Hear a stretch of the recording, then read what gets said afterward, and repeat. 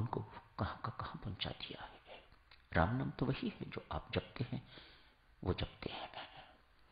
क्या कोई राम राम जपने वाला, क्या कोई श्री राम शरण का साधक वहां नहीं है? कहा हमारे गांव में तो नहीं है। गांव का अर्थ जहां जहां जमीन है वहीं वहीं 4-4, 10-10 घर बने हुए हैं, वह गांव बन गया।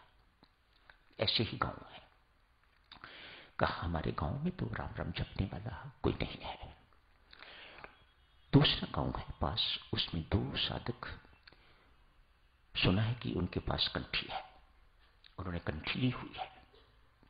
दीक्षा को लोग कंठी लेना कहते हैं, माला लेनी कहते हैं। उनको बुलाओ। आनंद ने कहा उनको बुलाओ, उनकी पिटाई करो। तुम्हारे 2 के होते हुए यदि वहां सूखा पड़ गया है तो इसका अर्थ यह है कि उन्होंने माला का निरादर किया है। उन्होंने राम राम ठीक ढंग से नहीं जपा है, उचित मात्रा में नहीं जपा है। नहीं तो जहां राम राम जपा जाता है वहां सूखा पड़े, ये बड़ी शर्मिंदगी की बात है, ये संभव ही नहीं है। उनकी पिटाई करो जाके, बिना पूछे करो। उनको बुलाओ और बुला के उन दोनों की पिटाई, जूतियां लगाओ उनके सिर पर, पीठ पर। तुम्हारे होते हुए ऐसा कभी नहीं हो सकता।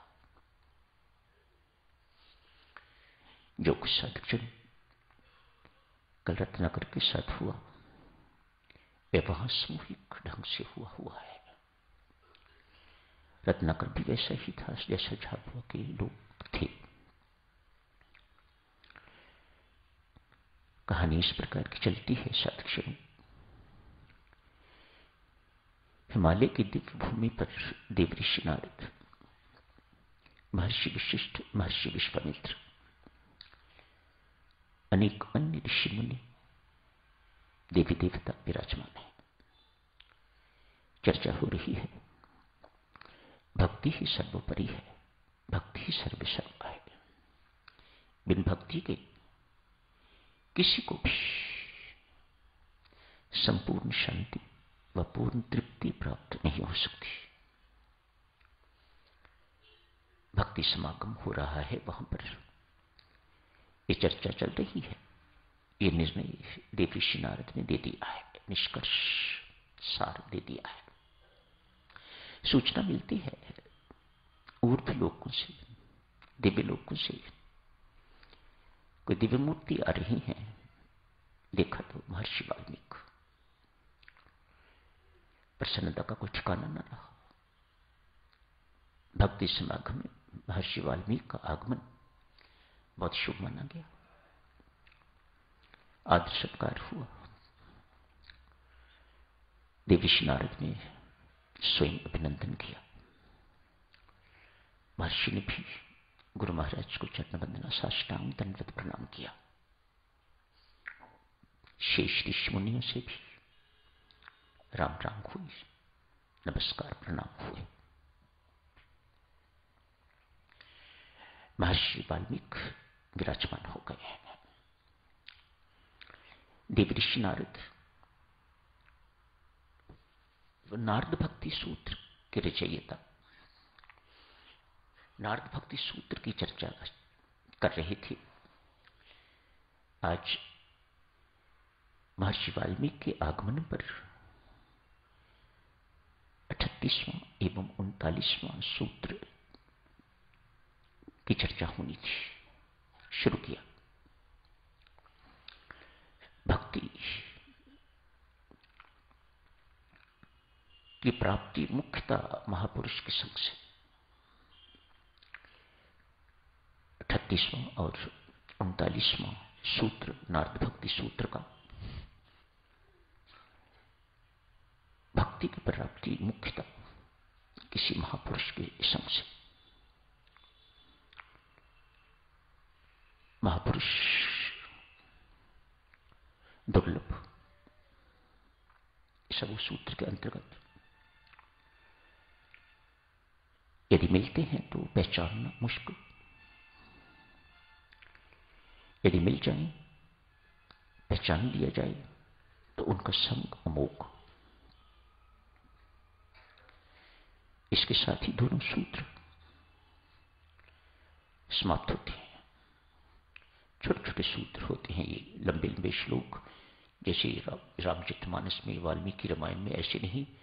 सूत्र उन्हें कहते हैं, छोटे छोटे ऐसे वाक्य जो सारगर्भित हों, उन्हें सूत्र कहा जाता है। महर्षि वाल्मीकि ने ये दोनों सूत्र सुने और खो गए। अपना सब कुछ बीता हुआ याद आ गया। किस प्रकार से महापुरुष के संग ने मेरे जीवन में रूपांतरण ला दिया। कल का रत्न कर आज महर्षि वाल्मीकि बन गया। क्या हुआ इसके साथ? इन विचारों में खोए हुए देखकर देवऋषि नारद ने महर्षि वाल्मीकि से प्रार्थना की, महर्षि मेहरबानी करके आज के इन सूत्रों की व्याख्या आप ही कीजिए।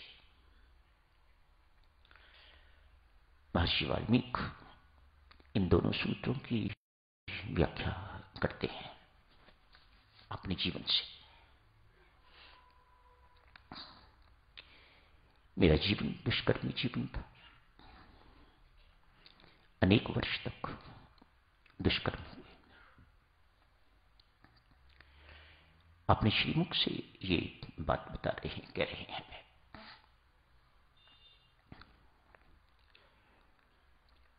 न जाने कितनी माताओं को मैंने पुत्रहीन कर दिया, कितनों को विधवा बना दिया मैंने।